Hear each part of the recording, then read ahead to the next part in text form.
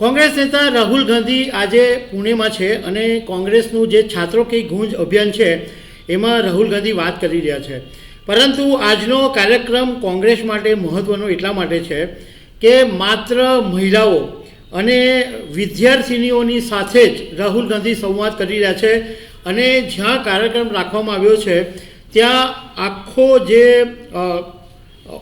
Platform છે એ આખું Housefull થઈ ગયું છે અને કોંગ્રેસના જે નેતાઓ છે એ ખુશીના માર્યા સમાતા નથી. કારણ કે રાહુલ ગાંધી સ્ટેજ પર આવવાના હતા એ પહેલાં ઇન્ડિયન નેશનલ કોંગ્રેસે એક પછી એક રીલ ફેસબુક પર મૂકવા માંડી અને એની અંદર જે છોકરીઓનો જે જોશ હતો એ સુપર જોશ હોવાનું કોંગ્રેસ કહી રહી હતી. રાહુલ ગાંધીએ સ્ટેજ પર આવીને પહેલાં એવું કીધું કે હું અહીંયા રાજકારણ કરવા માટે નથી આવ્યો, પરંતુ મહિલાઓ વિશે વાત કરવા માટે આવ્યો છું. રાહુલે કીધું કે જ્યારે એવું પૂછવામાં આવે છે કે ભારતની તાકાત શું છે, ત્યારે કોઈ એમ કહે કે ભારતની તાકાત ઇકોનોમી છે, કોઈ એમ કહે કે ભારતની તાકાત સેના છે, જુદી જુદી વાત કરે. પરંતુ હું એમ કહેવા માગું છું કે ભારતની તાકાત 70 કરોડ મહિલાઓ છે. રાહુલે કીધું કે મહિલાઓને 3 બોક્સની અંદર ફિક્સ કરવામાં આવે છે આદર્શ નારી તરીકે: દીકરી, પત્ની અને માતા. આ બિલકુલ ખોટું નથી, આ સારી વાત છે. પરંતુ મનુસ્મૃતિની અંદર લખ્યું છે કે જ્યારે છોકરી નાની હોય ત્યારે પિતાની સંમતિ હોય, જ્યારે યુવાન થાય ત્યારે પત્નીની સંપત્તિ અને જ્યારે વૃદ્ધ થાય ત્યારે સંતાનોના બાળકોની સંપત્તિ. એના માટે એનું જીવન હોય છે. મહિલાઓ ક્યારેય સ્વતંત્ર હોતી નથી એવું મનુસ્મૃતિમાં લખ્યું છે, એવું એમણે રાહુલ ગાંધીએ વાત કરી. સાથે એવું પણ કીધું કે તમે કોઈના ઉપર આશ્રિત નથી. તમારા પિતા, પતિ, પુત્રો સાથે સંબંધ છે એ વાત સાચી, પરંતુ એ તમારી ઓળખ નથી.